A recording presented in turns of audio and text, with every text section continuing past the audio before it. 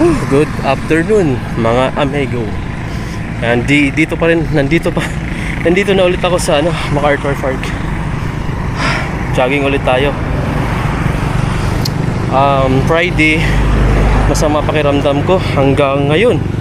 Pero parang okay naman, kaya ginaging ko dahan-dahan lang para dito mabinat. Kasi parang nakakapagod lalo pagka standby ka lang sa bahay. Kaya kahit lakad-lakad lang, okay, nasa park pa rin tayo. Maiinganyo ko dito kasi maraming nagjo-jogging, kaya mapapa-jogging ka rin. Tapos ganda ng environment to, ang daming puno. Malapit nga lang umulan, pero parang matagal pa yan. Ayan itim sa bilaan. Mag-alas 5 na. Ang daming mga puno na ganito, kaya malilim. Ito yung Korean Philippines mga mega park. Ito Memorial Park. Nabuo to after nung Yolanda. Ayan. Meron silang collaboration. Meron ditong depot ng or mga mga gamit ng sundalo. Tapos may mga nagbabasketball dito. Ganda ng ulap, no? Kung hindi siya uulan, mas maganda pa ganyan lang. Nakakatamad na mag-jogging, guys. Ang ganda ng sunset, makikita nyo, di ba? Sobrang ganda ng pagka-yellow ng araw. Ganda ng ulap kahit madilim. Ganda.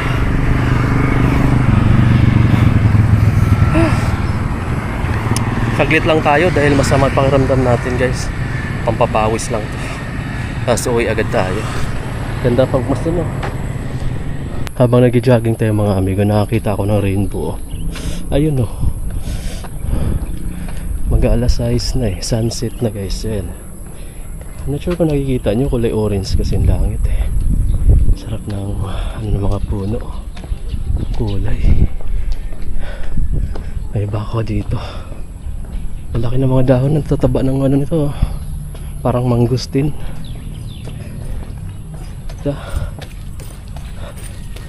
Tapos meron dito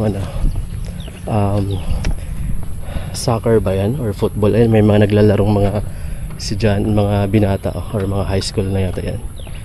Ganda na parang every 3 weeks or 2 weeks ginagrass cutter nila dito. Mabilis kasi tumubo yung mga ganitong damo.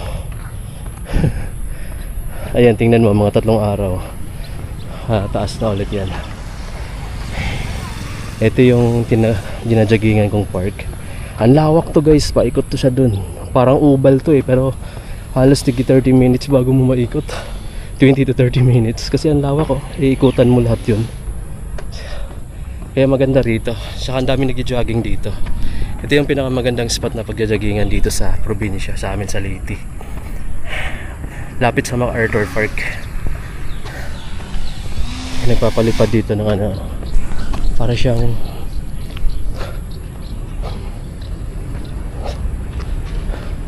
laruan na parachute. Ayan. Ganda ng view habang sunset. Tapos may mga naglalaro pang aso.